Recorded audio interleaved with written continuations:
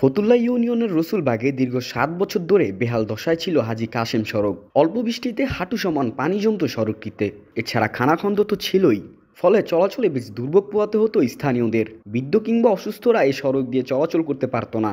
অবশেষে রসুলবাগ সমাজ উন্নয়ন সংঘের উদ্যোগে সড়কটিতে সংস্কার আনা হয়েছে। নতুন করে ঢালাই দিয়ে সড়কটি উঁচু করা হয়েছে।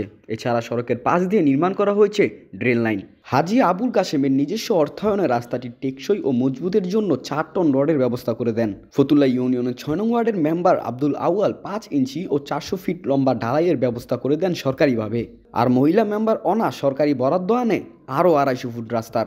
সড়কটির কাজ সম্পন্ন হওয়ায় স্থানীয় বাসিন্দা হাজী আবুল কাশেম ও রসুলবাগ সমাজ উন্নয়ন সংঘের সভাপতি তাজুল ইসলাম রাজীবের প্রতি চিরকৃতজ্ঞতা প্রকাশ করেছেন এলাকাবাসী ও হাজারো পথচারী।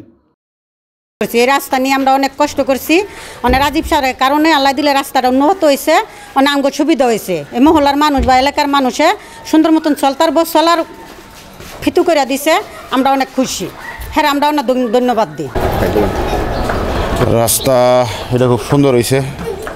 আমাদের সম্মানিত সভাপতি রাজীব সাহেবের উদ্যোগে পুরো এলাকার 3টা রাস্তাই অলমোস্ট কমপ্লিট হয়ে গেছে।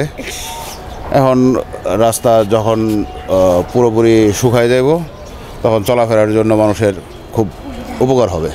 তাই তো আগে অনেক পানি ছিল, এখন আমরা খুব খুশি, কারণ রাজীব সাহেবের দ্বারায় আমরা রাস্তা সুন্দর করেছি। এখন আমরা অনেক শান্তিতে আছি। উজ্জীবিত বাংলাদেশ, নারায়ণগঞ্জ।